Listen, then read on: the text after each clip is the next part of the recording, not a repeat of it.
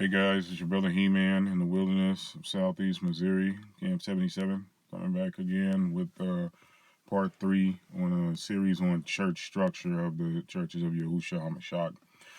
Before I get back into the verse where I left off on the last video, which is 1 Timothy chapter 3, I want to give y'all this tip, and it's a few sites here I have that have affordable land on it. You want to avoid bank loans on getting the land because that could come back to bite you. What you want to do instead is find a place that does in-house financing. All cash is good to pay for your land also too, or in-house financing. You just want to avoid bank loans. You don't want a bank loan. Okay, you don't want that hanging over your head. So all cash or in-house financing, and the sites that I have for y'all, you can look these up also in the description box. They will be there. Is landsearch.com, onlinelandsales.com, landwatch.com, classiccountryland.com, and farmflip.com I have for y'all. Now I also wanted to comment too on this ongoing thing over in the Promised Land over in Palestine. It's been going on for like over a year now, and I just can't see who could still be thinking that these Israeli people are actually Yah's people and are actually who they say they are. I don't know who could still believe that at this point after seeing all the atrocities which have been committed over there. But I wanna bring you to Yahushua's words and what he said about them in Revelation 2, or what he said about some group or body of people who are pretending to be something they're not. Revelation chapter 2 verse 9 reads, this is Yahushua himself speaking. He says, I know your works and your tribulation, speaking to his congregation, but you and your poverty, but you are rich.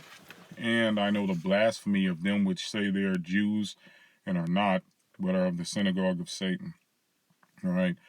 Again, he repeats this over in the next chapter, which is Revelation chapter 3, verse 9. He says, behold, I will make them of the synagogue of Satan. So it's clear that these people are of the synagogue of Satan. Not just that they're not who they say they are, but Yahushua is saying they are of the synagogue of Satan. A synagogue means a church, assembly, or congregation of people.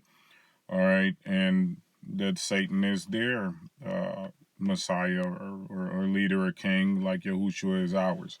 Okay, so again, bold language from Christ, but he's the king, so what can you say? Revelation 3:9 reads, behold, I'll make them that are of the synagogue of Satan, which say they are Jews and are not, but do lie. Behold, I will make them to come and worship in front of your feet, and to know that I have loved you. Okay, so, again, everybody should reevaluate their opinion of these people. There's a lot of different groups claiming to be Israelites right now, and y'all knows who is and who isn't. But the group that is claiming to be Jews, Yahushua is saying that they are actually of the synagogue of Satan. And to understand and gain a greater insight as prophetically as to what's going on over in the land right now and what's going on with the true Israelites right now, I encourage you all to read Ezekiel chapter 37.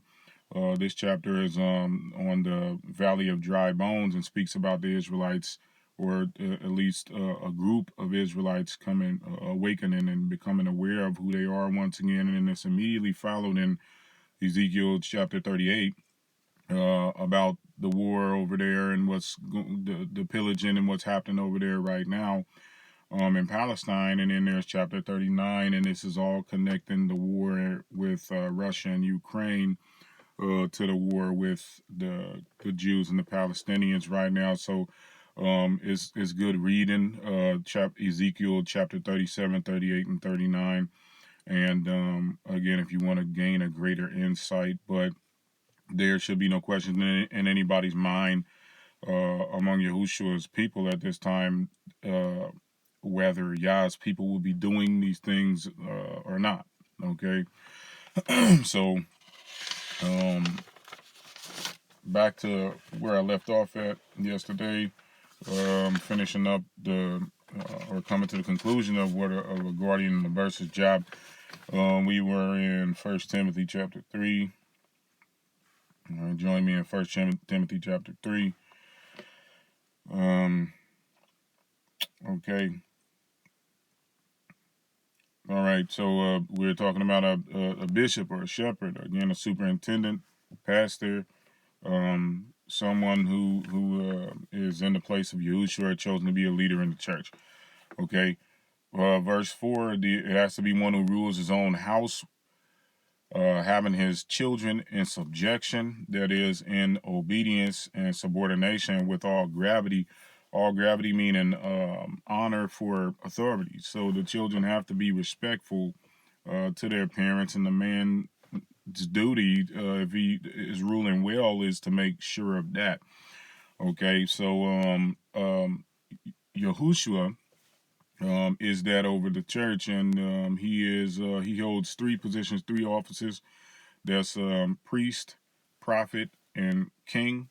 And he described us as that we were also meant and designed to be a new nation, a new people, people from all nations who he would choose as priests and priestesses. He said that we were to be a kingdom of priests, a holy priesthood, and that we were to be a peculiar people. So therefore, every man in his household is to be king, prophet, and priest. His job is to rule his family. His job is to judge. His job is to give the commands and also take the oversight of the responsibility. That's king.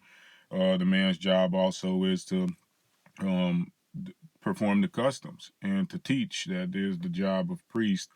And then the man is also to prophesy or reveal Yah's will to his family and his household, and that is the office of prophet. Okay, so in this way we conform to Christ and we become like Christ. Each man is to be able to rule his own house well, and a man shouldn't be a bishop or a shepherd unless he has his house and he rules his house well, unless he has his children in obedience and in honor to dignities or in honor to authorities.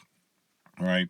And in verse 5 here we have the rhetorical question. I mean, because if a man doesn't know how to rule his own household, how will he take care of the church of Yah? Okay. And again, that's rhetorical, and it's self-explanatory. Yah's church is a family and a household, and it's the same thing. Okay, so if a man can't take care of his own house, he can't take care of the people of Yah, and so this is a requisite. All right, verse 6, we're being told that a man is not to be lifted up with pride, otherwise he will fall into the judgment of the devil. Now we know that the devil was lifted up with pride, and he thought he could take Yah's place. So if we were to imagine a man who was lifted up with pride, this will be that he thinks he can take Messiah's place, or maybe he wants the status of Messiah, Yahushua, in the church, okay, and to do his own thing. So to be a novice means to be somebody who is a young convert or somebody who's newly planted. It needs to be somebody with experience, is what we keep seeing, all right? So if a man is prideful, then he's not a good fit, because again, this man will fall into the same judgment against himself as the devil did.